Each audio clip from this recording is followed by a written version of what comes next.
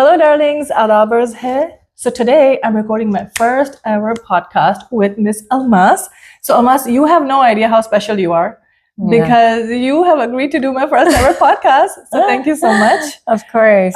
She's my friend from community center, and she herself has 2 kids. And we are here talking about some of the things that we go through as parents when we are bringing up our kids. So Almas, do you want to start with introducing yourself, please? Sure. My name is Almas. I'm a family nurse practitioner, and I'm a mom of 2 daughters. One is age 6 and one is age 4.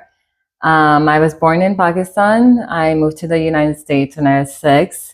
And I've been in Houston for the last 10 plus years. Really? Mm-hmm. I didn't know that. I've been in Houston for about 3 years now, and that's when I found you. That's where we met. Yeah. So Almas, one of these days, I remember you were mentioning that when you moved to this area, you did a lot of research about schools and rankings. Yeah. Can you please walk us through, say, for example, if I was a first-time parent looking for the right school for my kids, what are the things that I should be looking at?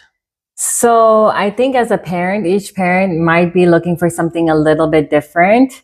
You know, some parents are looking for high math and English testing scores. Some parents are looking for more enrichment opportunities. Or languages, or different type of curriculum, Montessori curriculum, or an IB curriculum, which is different.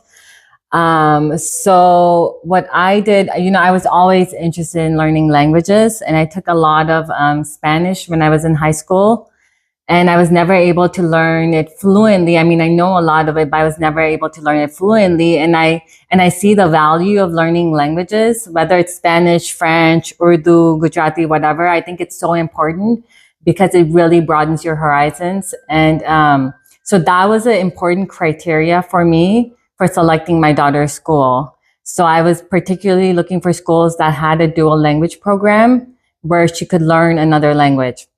Another thing was I really liked IB curriculum because I felt like it gives the students more a worldview, and they learn to be more independent thinkers and problem solvers. And so I was looking for something like that. At the time when my daughter was little, we were living in an area where the schools were great. Like, they offered a great curriculum. The testing scores were high. It was a diverse student population, but it didn't have the enrichment opportunities that I was looking for. I felt like, math and reading and English, they're all really important, but I really wanted my child to learn another language, and I wanted there to be more enrichment opportunities like music, PE, art. I felt like all of those were really important, and the schools didn't offer all of that. So that's why we looked outside of that particular area, and we found schools, and public schools, which had all the things that I was looking for. So it really just depends. And I think it's really important for the parent to go toward the schools, because even in the same district, the schools offer so many different things. Like one school might offer more academically based, more challenge. Like, there was one school that was hiring more part-time teachers so they could pull students out of the classroom and teach them an extra topic or an extra subject. There's a school that provides piano lessons twice a week to the students. The school that my daughter currently is at provides Spanish as a second language. So I think all the schools are great, but they offer different things, and it really depends on what the parent is looking for. And the parent has to go toward these schools to get a better understanding of what they want and find the similarities and differences. Got it. So in terms of the rankings, though, did you look at the rankings particularly? And if you did, what is the way to look at the rankings? How do you go about finding where the rankings are? So I did look at the rankings, and ranking-wise, the schools that I looked at were ranked A or B. They were ranked pretty high. But when you look at it overall with the testing scores, they're at the lower end of that grade.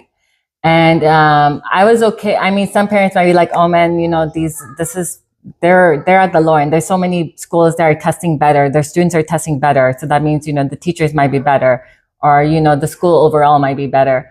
but I wasn't looking at it that way. I was like, okay, well, the school's ranked high. Okay. Let me go see it. Let me see what I think. So then, you go there, you meet the admin staff, you meet the principal, you meet the teachers, and you're like, oh yeah, man, this is a good school. Teachers seem nice, admin seem on point, principal knows what she's talking about. It makes sense and what they're trying to do. And really go from there. I don't think you can just depend it on the rankings, because each teacher is different. Each classroom teacher is different. So I don't think the rankings make as big of a difference as this teacher in your class and the parents that are also involved in their students' lives. Mm-hmm. Will my child be comfortable here? Can I see her really growing here?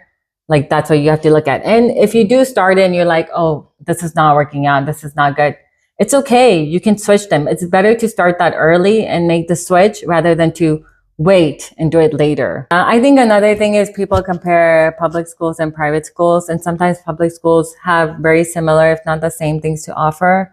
I know sometimes the class size is a little bit bigger, but it's really dependent, like I said, on the teacher. It doesn't mean that they're going to necessarily get a bad or better education if they go to one versus the other. Mm-hmm. I think it's really important for the parents to stay involved. Like, even when my daughter went to private school, it didn't mean because I was spending so much on her education, it didn't mean that I could not be involved. It meant I still needed to give the same amount of time, even if she was in private or public. Mm-hmm. Thank you, Almas. Thank you for sharing all your insights with us. I learned a lot and I really enjoyed this conversation. And I am hoping that our audience also enjoyed the conversation with me. Thank you. Thank you for having me. Of course. Bye.